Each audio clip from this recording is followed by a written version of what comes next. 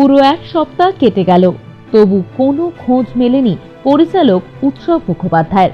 কোথায় তিনি, কেমন আছেন, এই প্রশ্নই এখন উত্তাল গোটা টলি ইন্ডাস্ট্রিতে। আনন্দপুর থানা থেকে লালবাজার, প্রতিটি দরজায় কড়া নাড়ছেন তার স্ত্রী মৌপিয়া বন্দ্যোপাধ্যায়।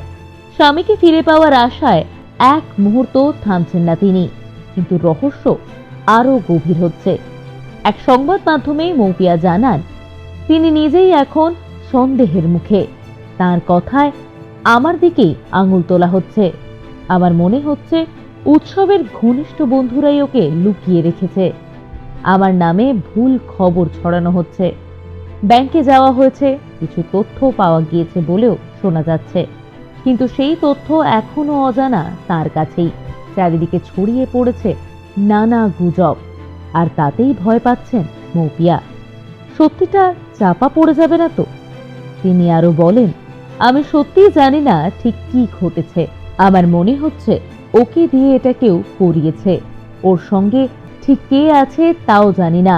যেদিন উৎসব বাড়ি ফেরেননি সেদিনই থানায় অভিযোগ দায়ের করেন তার স্ত্রী। তবুও এখনো পুলিশের পক্ষ থেকে কোনো আনুষ্ঠানিক বিবৃতি মেলেনি। এদিকে সোশ্যাল মিডিয়ায় সবর বহু তারকা, প্রতিদিন বাড়ছে উদ্বেগ। সবাই চাইছেন উৎসব মুখার্জির দ্রুত সন্ধান মিলুক। শ্রীলেখা মিত্র, জিতু কামাল, রাহুল দেব বোস, অদিতি রায় সহ আরো অনেকেই তার খবর নিচ্ছেন সমাজ মাধ্যমে। কিন্তু প্রশ্ন একটাই, উৎসব কোথায়? মূলত ব্যাংকে টাকা তুলতে বেরিয়েছিলেন উৎসব। স্ত্রীকে জানিয়েই বেরিয়েছিলেন বাড়ি থেকে। স্ত্রীর দাবি, বাসে করে ব্যাংকে গিয়েছিলেন তিনি এবং নিজের ব্যবহৃত স্মার্টফোনটি ঘরে রেখে যান পরিচালক। সঙ্গে ছিল ওনার বাবার একটি ফোন, যদিও সেই ফোনে এখনো অবধি যোগাযোগ বিচ্ছিন্ন। এই রহস্যের শেষ কোথায় আর কবে মিলবে উত্তর, তা জানতে উদ্গ্রীব সকলেই। কোনো দুর্ঘটনা নাকি ষড়যন্ত্রের শিকার, সেই প্রশ্নই উঠছে বারবার।